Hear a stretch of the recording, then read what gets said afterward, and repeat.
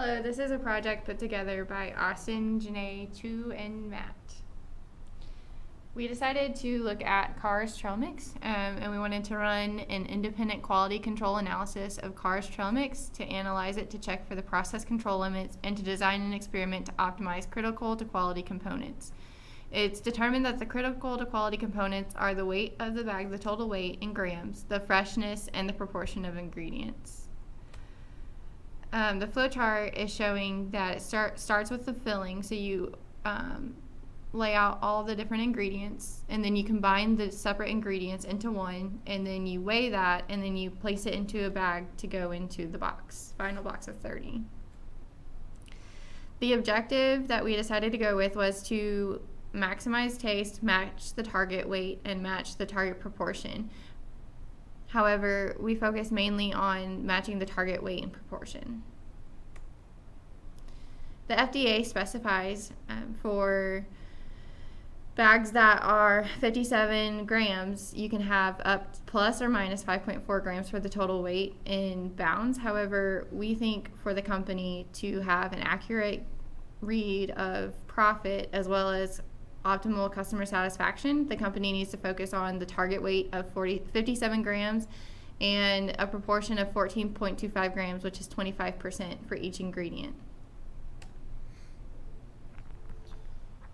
In order to run some experiments on this, some important tools for us would be things like check sheets and histogram. Check sheets good because we can label out what we're looking for and the number of experiments we're going to do, and then write down the number of observations, which in this case is the number of each element we find and the weight of each element during each test in each sample. And the histogram is going to be good because we can analyze the basic statistical information such as the mean, the standard deviation, and also the upper and lower confidence intervals. And you'll be able to see these histograms on some of the future slides. Here's a concept map describing what we're looking for. We have the controllable inputs of the sorting machine speed, the weight of each individual ingredient. And we have the uncontrollable factors of humidity, the clumped components. So if chocolate melts together, then you'll have two pieces instead of one falling out.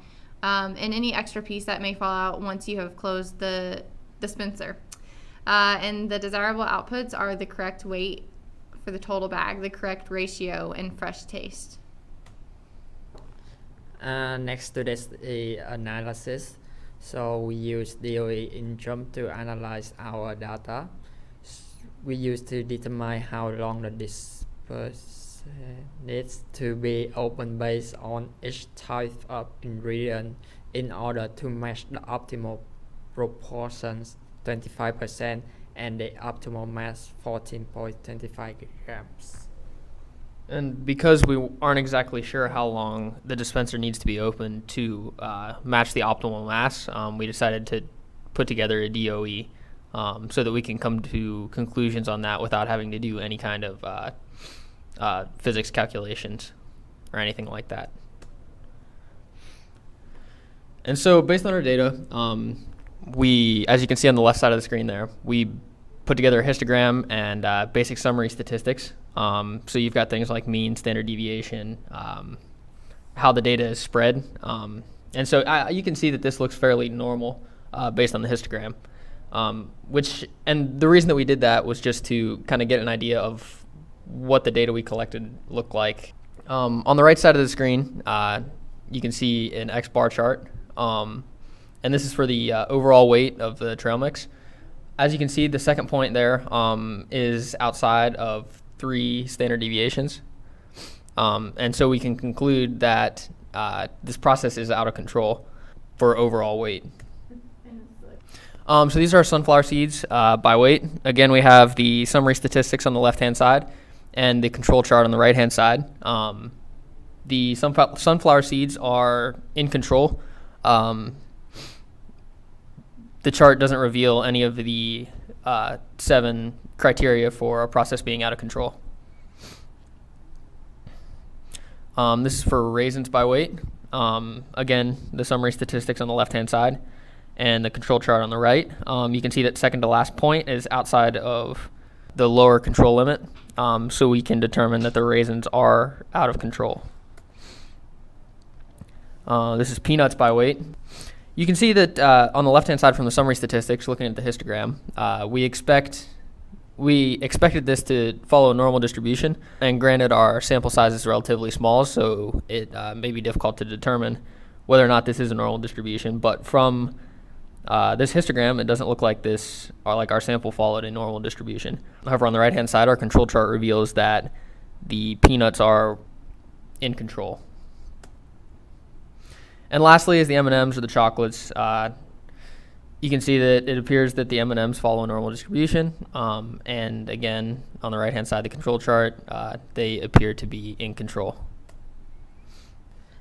So to his, we're gonna do the distribution by the number of ingredients. The number of each ingredients is not equal. So this is the institutes as the weight of each individual components are not equal. This slide is about the distribution by the weight of ingredients. So the weight of the components are not equal too, and the improvement goal should be make this value equal. This is the last distribution by the individual weight of ingredients. The combination of the weight values and the number. As you can see before, we did show the X bar chart and R chart in the result slide, and the continuous observation to ensure that the process remains inside the control limits is critical to continual maintenance of the trial mix process. Thank you for listening.